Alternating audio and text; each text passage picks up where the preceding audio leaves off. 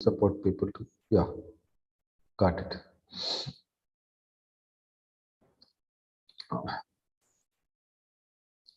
It is a live streaming now. YouTube, right.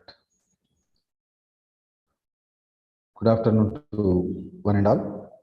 So those who are attending the classes, always welcome. And at the same time, all of you to note down the classes schedule. Yesterday also the class is there. Those who are, but those the persons are not directly attending to the class, but only you are having YouTube lecture. I request all the students to come directly and participate in the class so that you can understand it easily, and as well as you can have any, if you have any doubts, definitely you can come across with that. Sparing 1 hour time for each class is not so difficult for you, and I sincerely advise all the students to come online for this class instead of watching the videos on YouTube. YouTube videos are also good. I am not commenting on that because university is providing that support to you. Whereas I request all the students, those who are having the course, that I request all of them to be participative in the class so that they can have a better knowledge or reading to the YouTube lecture, right? If you come to the class, then directly you can look the paragraph numbers, or at the same time you can look to the paragraph numbers and you can go through the class what I'm telling. So that will help you a lot for that, right? Are you clear on this one? So yesterday also the class is taken place.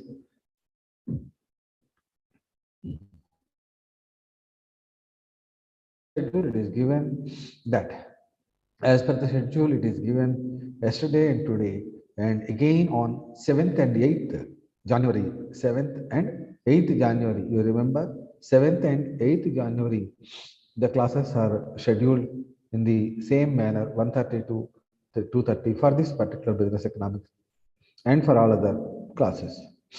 So I so next that is 7th of January, Saturday. 7th of Saturday is the class is there for that. So remember, and for the next time, I hope many more number of students will join in the class directly and all. Right. In the previous yesterday's class, when I had taken the class, then it is on YouTube live. Then in the previous session, I have discussed about the various aspects relating to demand concepts actually. What is demand? What is the concepts of demand that I have explained, and what are the determinants of demand that is also given in that particular class.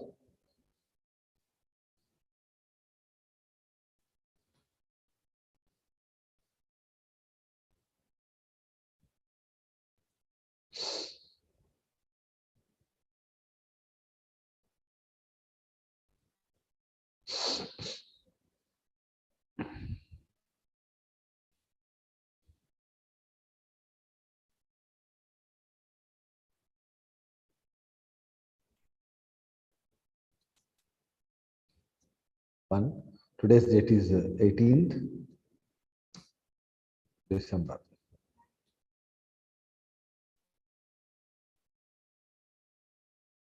So as we have understood about this one, in the very last beginning classes we have given introduction, and yesterday's class I have given introduction about the concept of demand and what are the various determinants of demand, how the demand is considered when a product for that, when a product is said to have a demand. These aspects that are basically clearly explained in the previous class. Then after that, to understand just briefly, and on the basis of that, I will continue the today's class. A demand, a product is said to have demand only when there is three conditions are backed up by that. When there is a desire for the commodity, backed up by willingness to pay and ability to pay. So, particular product, when to say that for a particular product, there is a demand, that too specifically from that customer at that moment of time.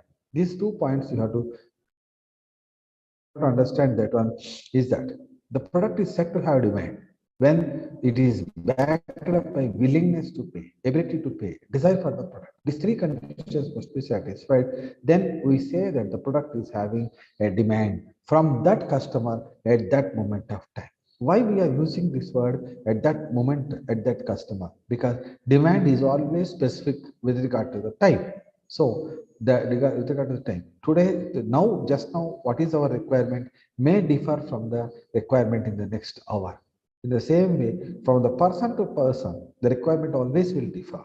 So these aspects must be remembered in the previous class also, yesterday's class, yesterday from 1:30 to 2:30 class. Saturday, I have given an explanation on this aspect. Then, along with that, I have given you the determinants of demand also.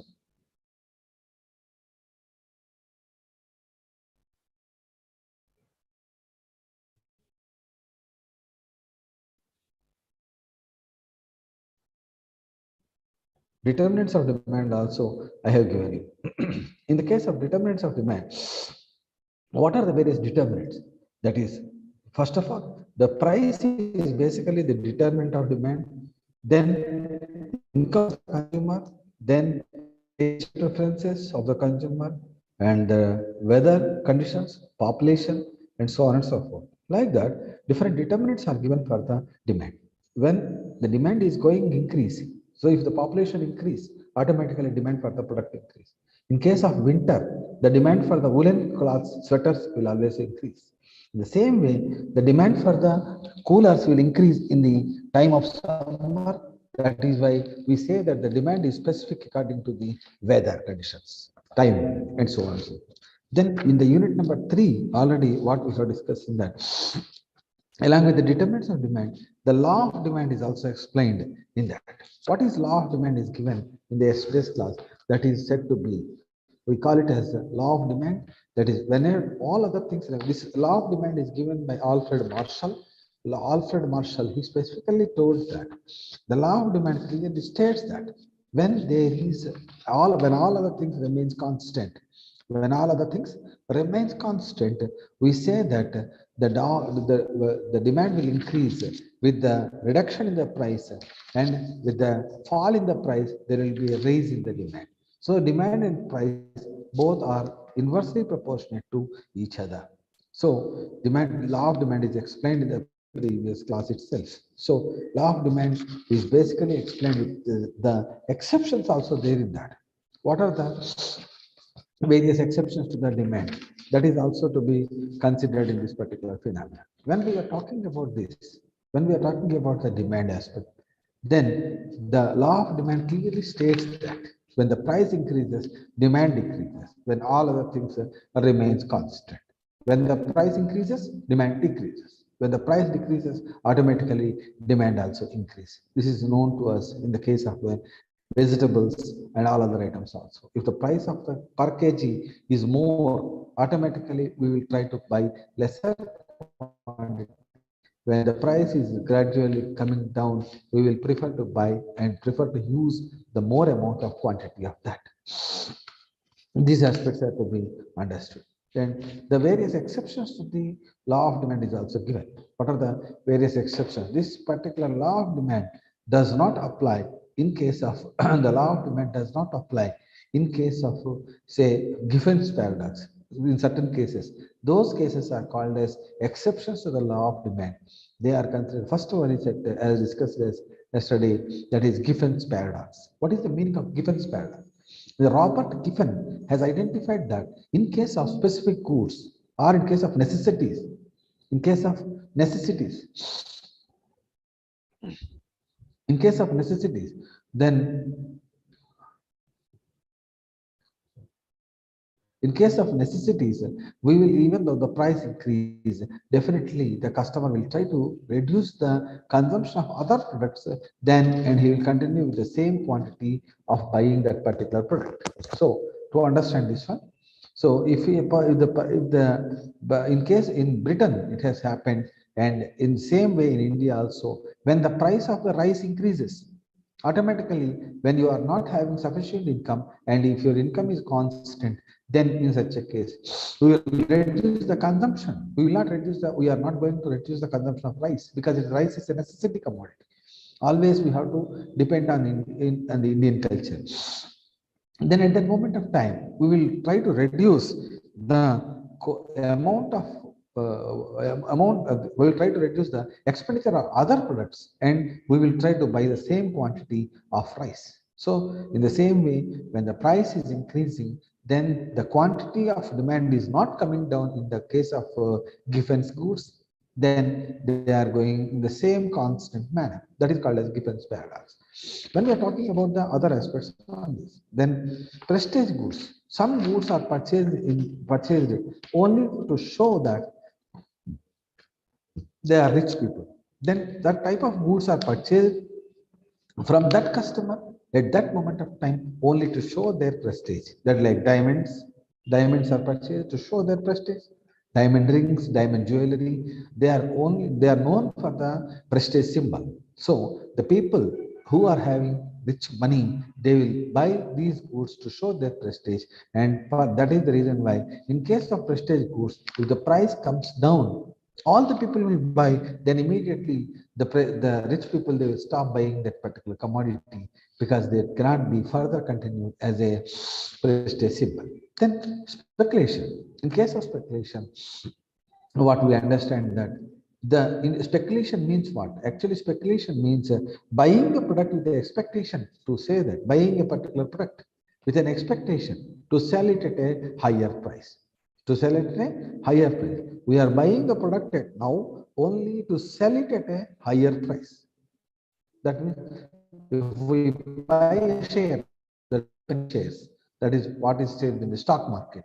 When the share price is coming down, then people will stop buying that with a fear that the price will further fall down. But in case of if the price started rising, immediately the people will rush to the stock market and they will buy more and more amount of quantity with the expectation that it will further rise. This concept is known as speculation. And lastly, illusion. In case of illusion, the people will believe that higher the quantity, higher the cost, higher the price, higher will be the aspect of higher will be the price, then higher will be the quality. With that intention, they will buy the only high priced goods and they will ignore the low price goods. This is also another exceptions to the law of demand. Then already I have explained about consumer surplus concept. In that, whatever the value that you are paying is lesser than the satisfaction you are deriving, then that is known as consumer surplus. If you are paying, say for example, 1 rupee for 2 rupee, when you are paying 5 rupees for a newspaper, whereas the utility out of that is much more higher, and you will get more usage than the 5 rupees, what is the value you give to that. So in such a case, whatever the amount of satisfaction or usage or value that you are deriving from a product is much more than the price of that commodity, then it is considered as consumer surplus. So consumer will be satisfied more than what he is paying for that particular product. The difference between the total utility what the customer is deriving and total utility the customer what he is deriving and the amount spent, these two difference, the difference between these two, that is considered as a consumer surplus. This is given in your textbook, in your material book, in the page number 72. That is along with the graph it is given. That graph is also shown in this. That is consumer surplus graph. So when you are talking about a consumer surplus, so that black color area is said to be the consumer surplus. That means how much he is paying. The remaining square area represents what is the value and what is the satisfaction that is getting is higher than that one. That blank area that clearly shows that it is consumer surplus. Then lastly, three types of demands are that is one, price demand, income demand, cross demand, and demand schedule and demand curve. Demand schedule is said to be a tabular form where it represents various quantities that are offered for sale at different prices. That is considered as demand schedule. And demand curve, that is a demand curve basically is a graphical representation of the demand schedule. Demand table or demand schedule, it shows the demand schedule shows the demand schedule clearly shows that how much quantity that is purchased at different prices, and demand curve, that's a graphical representation of demand schedule itself. And finally, the three types of demands are identified. That is, one is price demand. What is price demand? Price demand that is given in the page number 65 to your material book. It refers to the various quantities of the commodities or the services that the consumer would be buy at a given time in the market at various hypothetical prices. So if you are able to identify how much quantities of goods that can be purchased at different prices, if the price is 10 rupees, I will buy 15 kg. If the price increases from 15 to 20, then I will reduce my consumption to 20 to 30, like 20 to 10, like that. If that particular quantities, what are the various quantities that are purchased at the different prices? If that is represented in a table, that is called as a price demand table. And a price and demand curve, that is demand curve with respect to the price, will always go slopes downwards because price and the demand are inversely proportionate to each other. Price and demand are inversely proportionate to each other. That is why it is considered as the price and demand curve. So this is the demand curve which slopes downwards. Then this is the demand curve sloping downwards from left to right. Then in case of income demand, in case of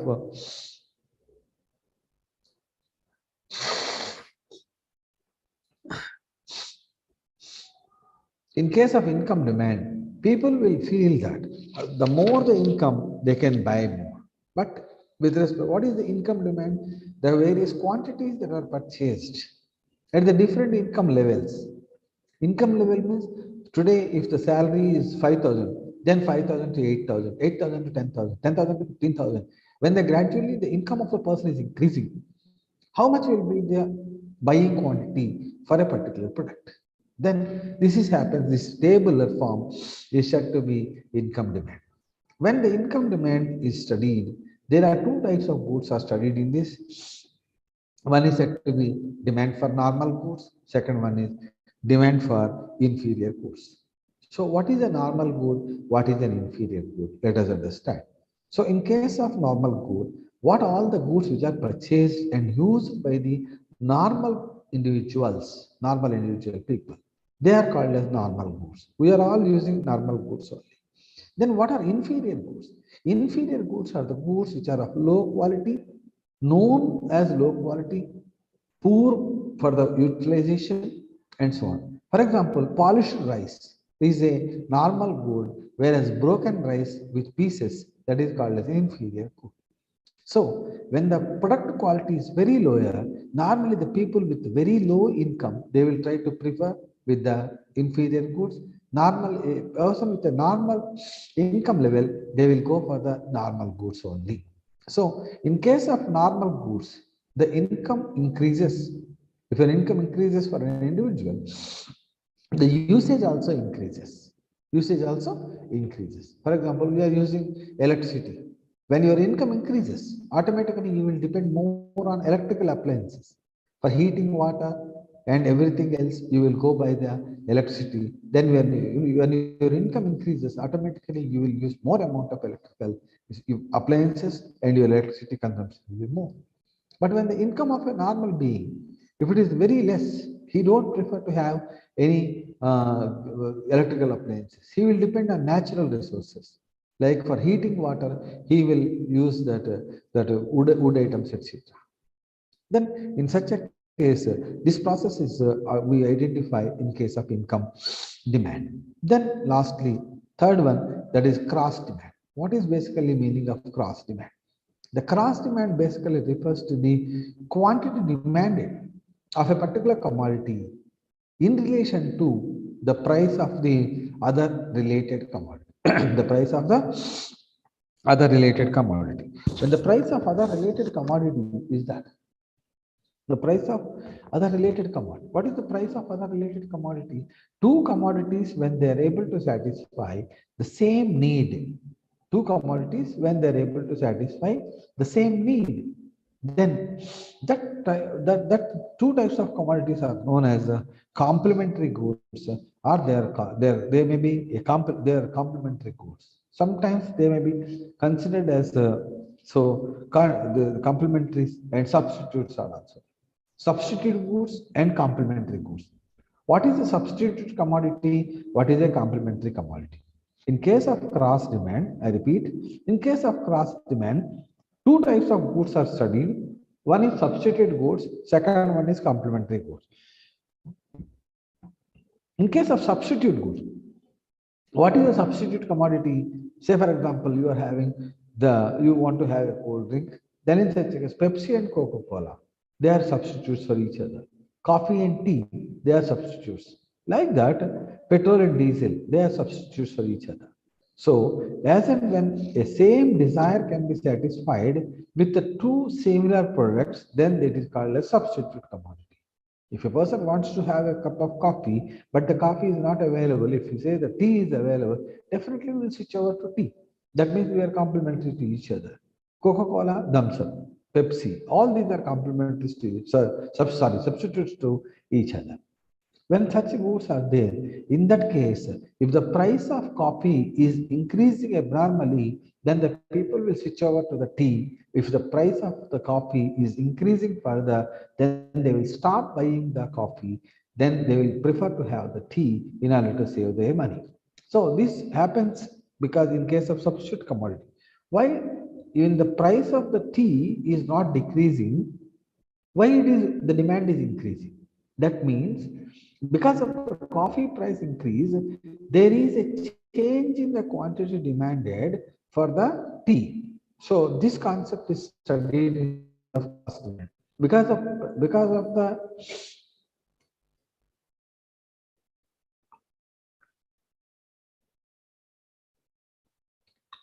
the price effect, because of the price effect of another substitute commodity, if the price of our commodity is increasing or decreasing, then it is considered as cross demand. Then what is the goods are considered as complementary goods. Another set of goods are called complementary. What are complementary goods? If when two goods are parallelly used or for to satisfy one desire, if you need two products or two items, then it is called as complementary to each other. If, for example, we are all known about cell phones. A cell phone does not work without a does not work if a SIM card is not there. A SIM card and a mobile phone, they are complementary to each other. They are complementary to each other. Car and petrol, they are complementary to each other. Without which anyone is missing, then with the petrol, nothing can be done with that. And car without a petrol cannot travel. So to have a travel from one place to another, we need to have a vehicle along with the petrol. These two are said to be complementary goods. So in the case, if you want to have a cup of tea, then you need to have a tea powder along with the milk, sugar, and all the four items. They are said to be complementary goods. In case of complementary goods, if the price of one commodity is increasing, then automatically demand for other commodities also will fall down. These are called as various types of demand considerations, and this is most important element. Demand considerations or demand aspects are three, that is price, income, cross. Okay, these are the most important elements in that. Then an elasticity concept is discussed, unit number 5, in case of elasticity. The meaning of elasticity. What is meant by elasticity? Elasticity is considered as percentage change or proportionate change in the quantity demanded with a proportionate change in any one of the determinant, that is called as elasticity. Elasticity the elasticity of demand basically refers to the proportionate change in the quantity demanded by proportionate change in the any one of the parameter. So this formula is given in the page number 8080, and elasticity is equal to percentage change in the quantity demanded by percentage change in the one of its determinant factor or parameter. It is also called as parameter. Then the ratio between the percentage change in the quantity demanded, which is the numerator, and denominator, percentage change in the parameter, that is called as denominator, and the ratio between these two, that is considered as elasticity. Again, the concept of elasticity is studied with respect to the various determinants like price, income, cross, advertisement, and so on. So you can study any aspects of elasticity in this. So when you start about the price elasticity, when we are talking about the price elasticity of demand, that is given in the page number 81. Price elasticity of demand basically refers to the percentage change in the quantity demanded for the product X, that is expressed as a percentage change in the price of the product X. Percentage change in the quantity demanded by percentage change in the price of the commodity X. Then this is said to be price elasticity of demand. Are you having any doubts? Those who are attending online now, are you able to listen to me and understand? Yes. Okay, you are able to see me now. Yes. Okay, then I advise all other students also to join like this so that they can have a better understanding instead of watching a YouTube lecture later on. So Okay. those who are now present here, you communicate this message to among your friends and ask them to come online to the class, and then they can clarify their doubts. Basically, these contact classes are scheduled for the purpose of clarifying the doubts. Okay, So, sir. so that you inform all your friends also to join. Then, coming to the page number 81, in that it is clearly given that percentage change in the quantity demanded by percentage change in the price of the commodity. Then, it always this particular elasticity, price elasticity is always negative. Why price elasticity is always negative? Because there is a why these two are always they are having inverse relationship between the price and demand. If the price increases, demand decreases, price decreases, demand increases. This is called as inverse proportion. They are inversely proportional to each other. Because of the reason, elasticity of demand is also negative. Always income in this. Always this will be a negative factor in this. Then various types of price elasticities are also there. What are the various types of price elasticities? One is perfectly elastic demand, perfectly inelastic demand, unit elasticity, relatively inelastic. When we are talking about perfectly elastic demand, it represents a situation where we can sell in any quantity at a given price only, at a specific price only. That means at that particular price only, you can sell any quantity that is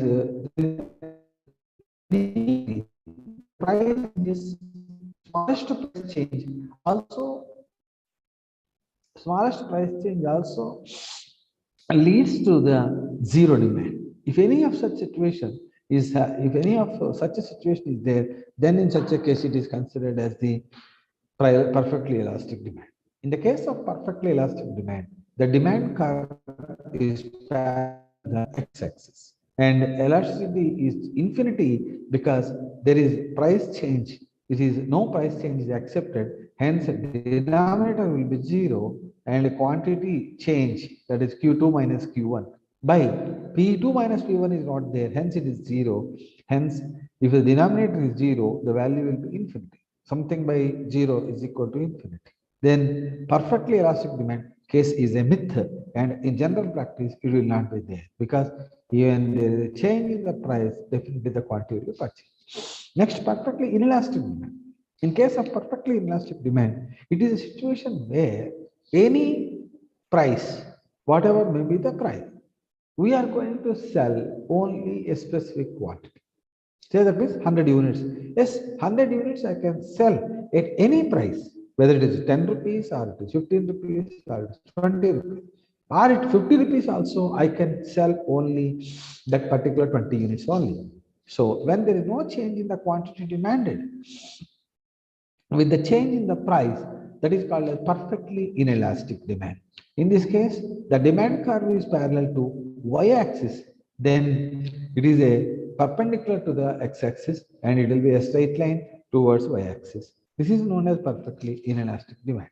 And in the case of this one, elasticity value is zero because quantity demanded will not change with the proportionate change in the price. So numerator will not change, whereas the denominator may change. Hence, it is considered as the elasticity is equal to zero. Then third aspect is that unitary elastic demand. In case of unitary elastic demand, in case of unitary elastic demand,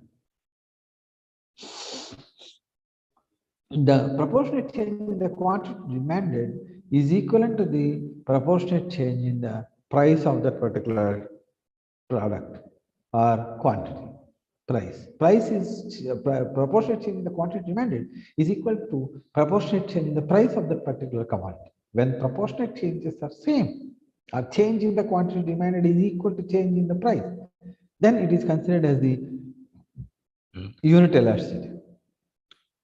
Next, relatively elastic demand. In case of relatively elastic demand, in case of that, the larger the proportionate change in the quantity demanded, relatively elastic, then relatively inelastic. Relatively elastic means larger the proportionate change in the quantity demanded with the smaller proportionate change in the price. For a small change, say for example, 1% change in the price, but the quantity demanded will change by 5% or it is 6% or 7% like that. If say for example, if there is a price change by 2%, then quantity demanded will change to the, say for example, 20%.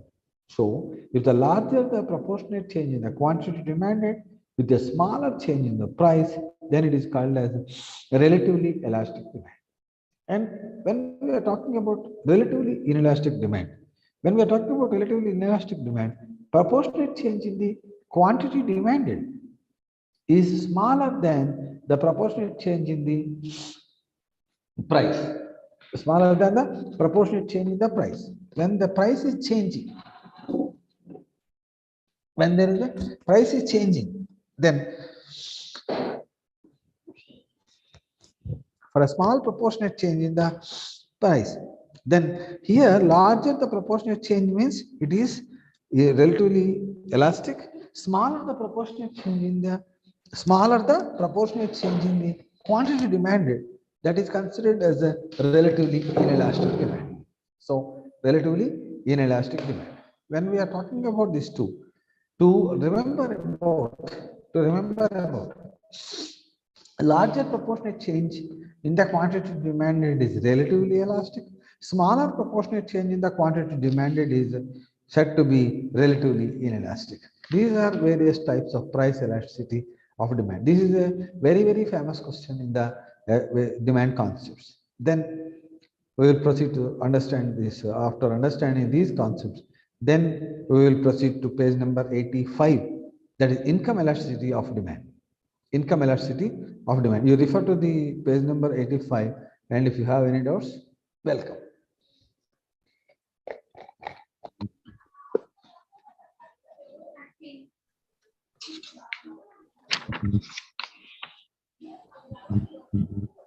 If you want to ask anything else, always welcome. Next classes are scheduled. Next two classes are scheduled on 7th and 8th. 7th Saturday, 8th Sunday. We are having the same classes, that is 1:30 to 2:30. Right. 5.3.2 paragraph number, that is income elasticity of demand. In case of income elasticity of demand, basically we try to understand about percentage. As we have studied the income elasticity, here we are income elasticity basically refers to the proportionate change in the quantity demanded to the proportionate change in the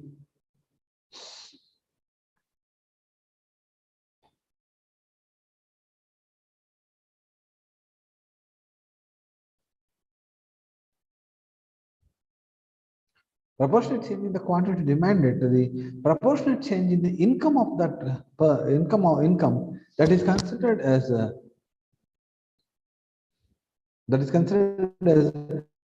income elasticity of demand. We are here studying about the we are here studying about the proportionate relationship between proportionate change in the quantity to the proportionate income of the particular person. These points you have to remember and understand. Price elasticity, proportionate change in the quantity demanded by proportionate change in the price. If you replace the price with the income, that will become income elasticity. And then kinds of income elasticity is discussed in page number 86. That is high income elasticity.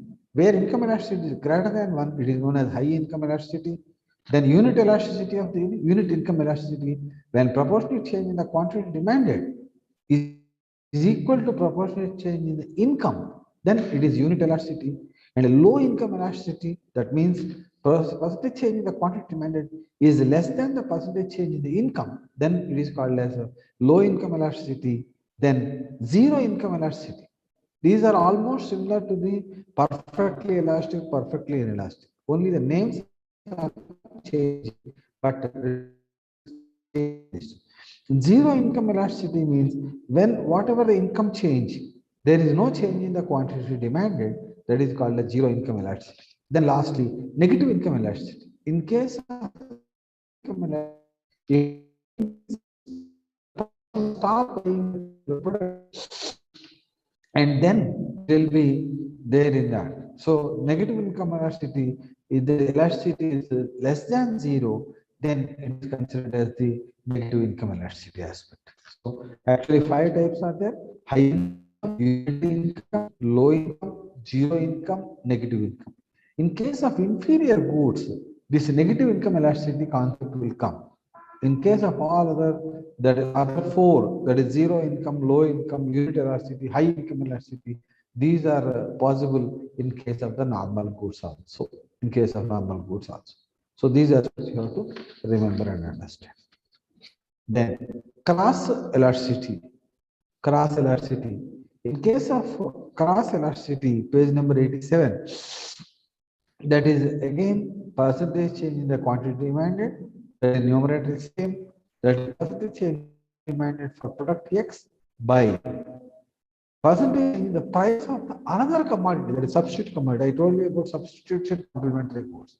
So in case of substitute goods, percentage change in the price of the commodity, that is considered. Why? So we are studying about what is the proportionate change in the quantity demanded with the proportionate change in the price of the substitute commodity, that is another commodity. Say for example, if we are studying about quantity demanded for Pepsi by proportionate change in the price of the thumbs up, then it is called as cross elasticity of demand. So cross elasticity of demand basically refers to the proportionate change in the quantity demanded to the proportionate change in the price of the substitute commodity, then it is called as cross elasticity of demand. So these are three basic important points that you have to remember. Anything? Akshay Kumar. Akshay Kumar. If you want to ask anything else, you can unmute.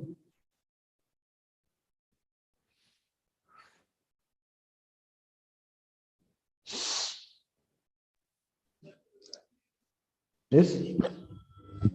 Sir, Yeah. you can explain again cross elasticity of demand. Cross elasticity of demand is basically concerned with the comparison between proportionate change in the quantity demanded with the price of the related commodity or substitute commodity. I told you about what is a cross demand. What is cross demand now? Cross demand is the demand for a commodity when the price of other commodity is something. Say for example, I prefer to have coffee and tea.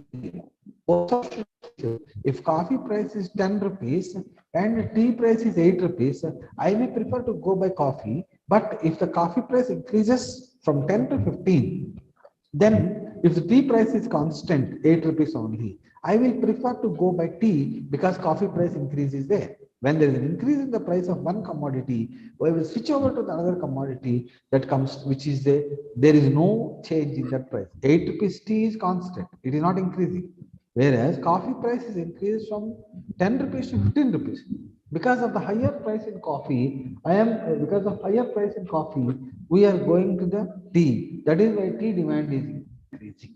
So with this particular aspect, the proportionate change in the tea demand is compared with the proportionate change in the price of the coffee, that is called as cross elasticity of demand. Cross elasticity of demand basically talks about proportionate change in the quantity demanded for one product as a relationship or as a percentage of or by proportionate change in the price of the another substitute commodity. Thank you, sir. Right. So this is one aspect that you have to remember. Then I suggested in the very beginning class, and now also I'm suggesting all the students to mug up the various multiple choice questions, match the following, and fill in the blanks which are given at the end of each particular lesson. They are very, very important to understand the subject concept as well as to go through the examination. So at the end of each lesson, it is given multiple choice questions and fill in the blanks and match the following, that one. So these are very, very important aspects of this. Next, unit number 6. Unit number 6, that is coming about the demand forecasting. Actually, in the case of what is the meaning of demand forecasting, that is the difference is given in the page number 99. In the page number 99, it is given. Actually, what is demand forecasting? That means estimation of the future demand. Estimation of future demand. For a particular product, what may be the demand in future, that is to be estimated. Now, almost winter season is going on. Now, if when winter season closes down, immediately we need to have a cooler. If you estimate how many coolers that you can sell in the forthcoming summer, then it is called as demand estimation. So, demand forecasting or demand estimation, if the demand forecasting basically talks about the estimation of future demand for a particular product. Estimation of the future demand for a particular product is said to be demand forecasting. So why there is a demand forecasting? Objectives of demand forecasting is given in paragraph number 6.2, that is in the page number 99. 6 points are given, that is we can reduce the raw material cost, we can arrange for the short-term finances, and to prepare price policies for achieving the desired results, and so on. So like the 6 points are given for the demand estimation. If you estimate how much quantities you can sell, then in such a case, if you estimate how much quantity you can sell, then immediately you can you can go with the stock of that many commodity, that many units of the commodity. So the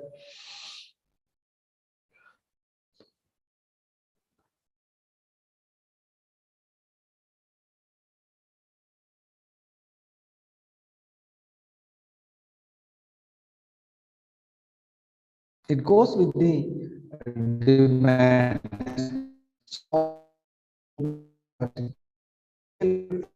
How much, how like that we can understand. Then, what is the demand forecasting? What are the basis of demand forecasting that you have to identify? On the basis of various aspects, you can go with that.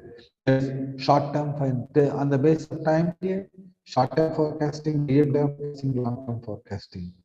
And most important aspect in this particular lesson is mechanics of demand forecasting, techniques of demand forecasting.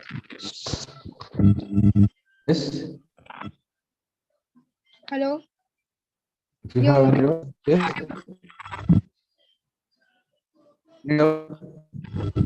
Sir आपकी voice नहीं आ रही.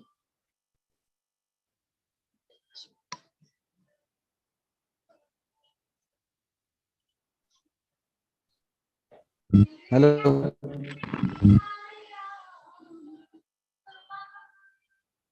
Hello. Am I audible now? Yes, sir. Yeah.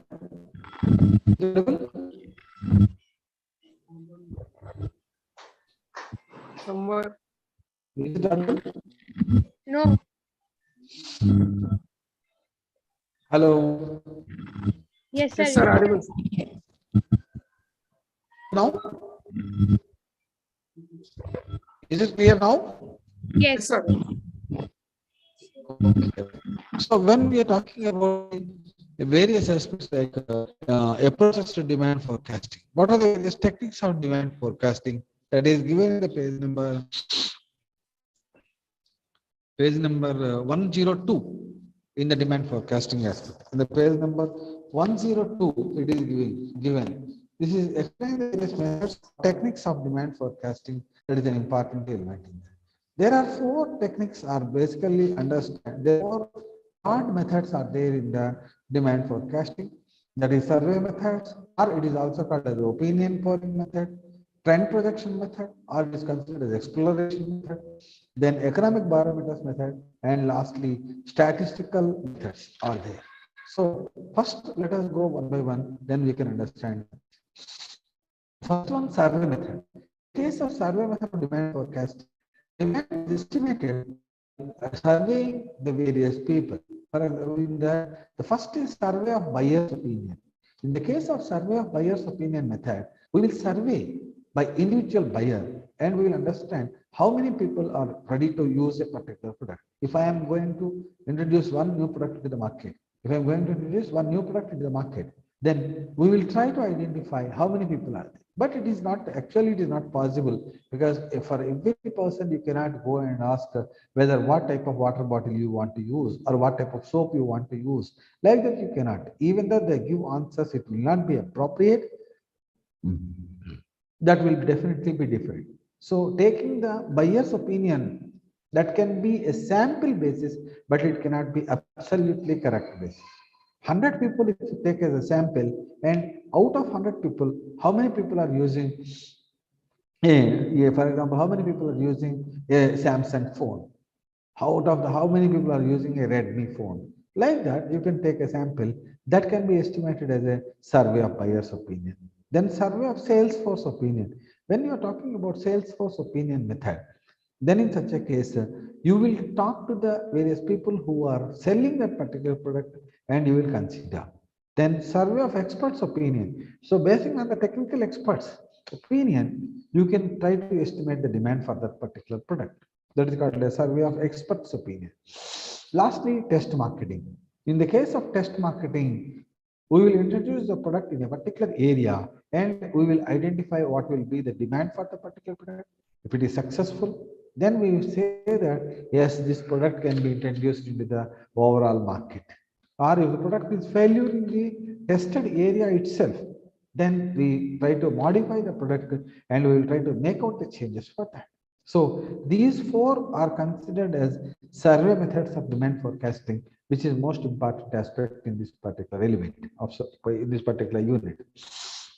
Survey of buyer's opinion, survey of seller's opinion, survey of technical experts, and test marketing. These are four aspects in the survey of method. Then trend projection methods. In the case of trend projection methods, we will depend more on statistical elements, that is moving averages method and time series analysis are used for this. Moving averages method and time series analysis. These two we will consider as a second aspect in this, that is trend projection. What will be the trend for the particular product? And next one, economic barometers. In the case of economic barometers, one factor will lead the other. One factor will lead the other. Then, for example, if the housing loans are getting lower and lower, then people will be interested to buy or construct more amount of houses. Then immediately there will be a greater amount of demand for the cement, iron, etc., etc.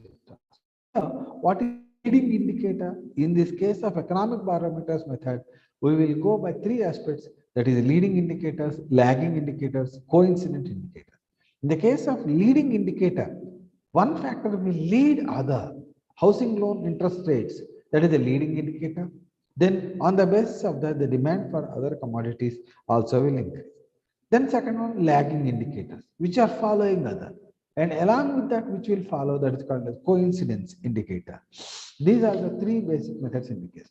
But as far as degree, as far as your academics is concerned, But you can concentrate more on the survey methods, then you can give side headings about time series analysis and all, and you can elaborate on the economic barometers briefly and so on. And other methods are statistical methods are there, that is simple regression, multiple regression, and so on and so forth.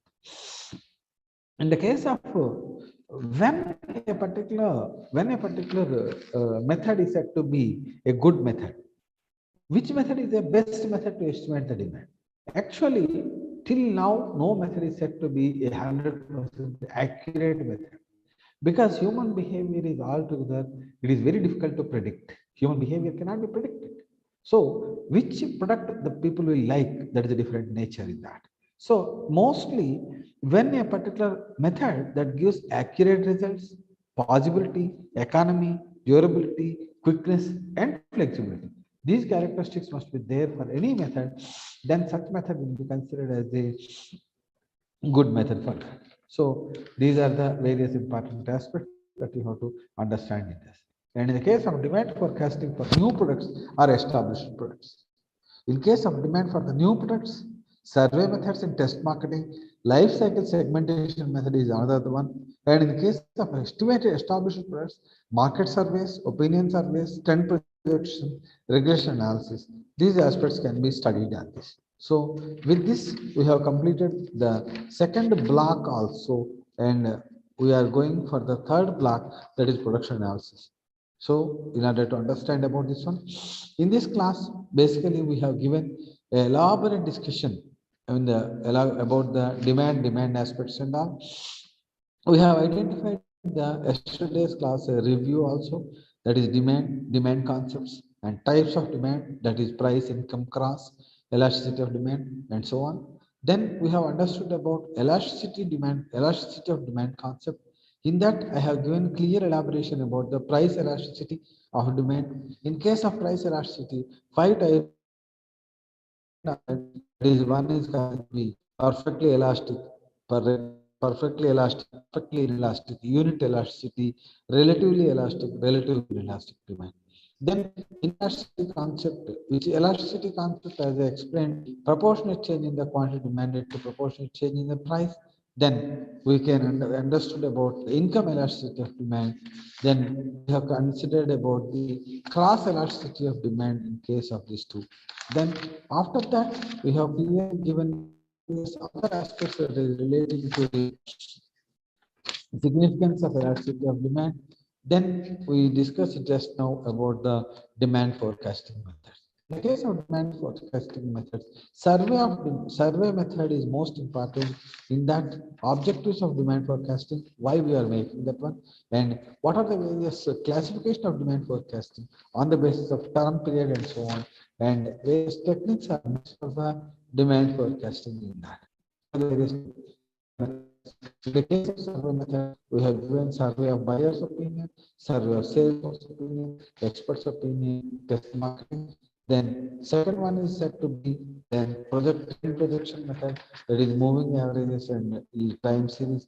Economic barometers method, that is said to be leading indicator, lagging indicator, and coincidence indicator. Statistical methods we have studied about simple regression, multiple regression, and lastly, we have concluded the class with the demand forecasting for the new products as well as established products. So these are the various aspects that you have to understand and read out from the first 2 units of this. So 2 blocks, not 2 units. The first block, that is introduction. Second block, demand analysis, is completed with this. In the next class, we are meeting again on 7th. 7th January. 7th January, 1:30 to 3:30. I sincerely advise all of you, even though it's a Saturday, working day, try to make 1 hour time, that is 1:30 to 2:30, that is one. And at least a few members, if you attend, they can pass on the information to the others. So block 3, we will discuss in the next class. Thank you. Bye. If you have any doubts, always welcome. No, sir. Thank you. Bye.